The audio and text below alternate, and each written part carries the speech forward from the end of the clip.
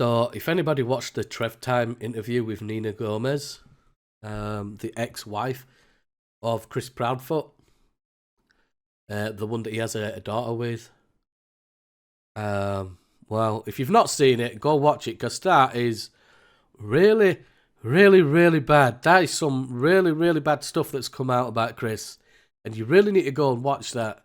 I just wanted to come on and say that I think we all knew it. I think we all already knew it without knowing it, that Chris Proudfoot is an abuser.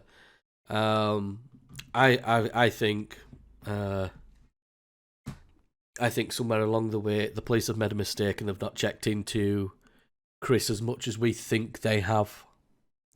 We're just assuming they're doing the right thing, but we've got to understand that the police are also human beings, and human beings make mistakes.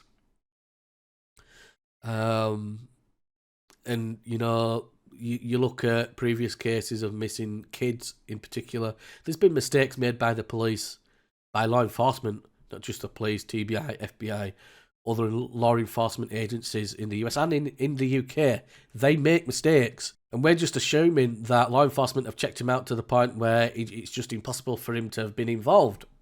But how do we know? How do we not look at what's coming out about this dude? Look at what's coming out about him. Look what's been said. And I believe Nina. At first I was a little bit, maybe, you know, I don't know if she's telling the truth here. You know, maybe she's just jumping on the, like I said in my video on my other channel, maybe she's just jumping on the We Hate Chris bandwagon type thing. And she's using it to help her within the case that she's got going against Chris, the custody case I think there is. Maybe she's just doing that, but now I believe her. I sat back and I'm like, actually, man, this woman's telling the truth, because we all already know that Chris is a abuser. There's so many words and so many ways I want to use to describe Chris, but I can't, because I will get banned off YouTube. So I'm really trying to hold it in, not let this guy get me to that point to where I ruin things for myself on this platform. But the guy's an abuser. The guy's an abuser. I'm going to put in the description below the link to Trev Time's interview with Nina. This is really bad.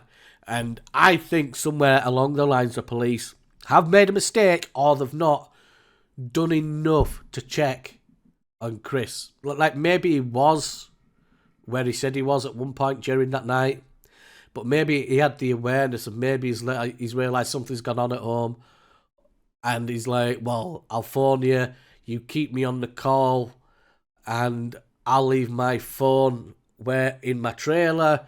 And, you know, he's then travelled back, so when you check records, it looks like he's had a 3+ hour phone call with Katie when he hasn't, because he's just left the phone on the call back where he was working, and then drove home without his phone, and, you know, all that kind of stuff. And then, look, somewhere along the lines, you know where I'm going with that. I'm doing a really bad job of explaining what I mean. I don't feel right at the moment. I've been putting off for days. I've been putting off making a video for days. I feel unwell. I've not been sleeping.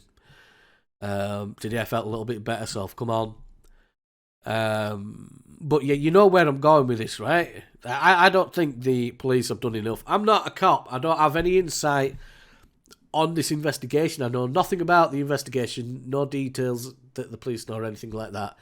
But I think somewhere along the lines they've made a mistake. The police are not perfect. They're not perfect. We all know they're not. We all know they can make mistakes, and I think in this case they've made a mistake, because they started off on the foot of believing that Sebastian had just left his house in the middle of the night by himself and just walked off and got lost. And that's what they've stuck with. That's all we know. So in fact, there might not be. There might be in going down other avenues and investigating other theories, you know, and possibilities. But we don't know. The only thing we do know is that they think that he walked off in the middle of the night, and that's what they've been working on, and that's what they've been investigating. What if something else happened to him? What if something else happened to him in the home and he didn't actually leave that night? But because they're not working on that theory, they're not investigating it, so they're not finding the evidence that is there to be found. Do you get what I mean? Like, some mistake has been made somewhere, especially when checking up on Chris's like alibi and where he was and everything like that. So somebody's dropped the ball. Somebody's dropped the ball, and I think they need to go to Mississippi to look for Sebastian. I think they need to go over there. I think they do. Just my opinion. Anyway, boys and girls, I did say this wasn't going to be a long video. Not feeling right. I'm going to get off, play some games to bring myself down and to ground myself. That's my thoughts on the matter. Nina Gomez,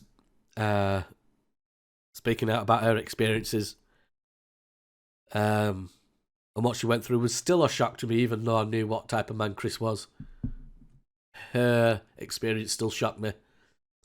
And again, I'm going to put the link to that video in the description below. It'll get worse and worse. Sebastian didn't have a chance with those two, with Katie and Chris. The things that were said. Yeah. And this one was hard, just the fact that a parent could even say this. Nina told me that Katie and Chris said they don't have many pictures of Sebastian because he looks stupid or looks dumb, when he takes pictures. Wow.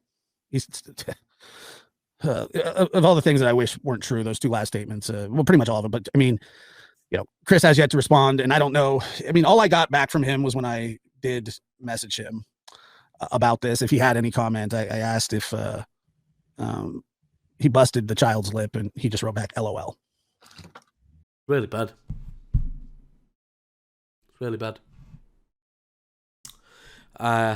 Boys and girls, I'm going to end it here. Tell me in the comments below what you think about this and what's been said over the past couple of days. What you think. And I will see you all again next time. Bye-bye.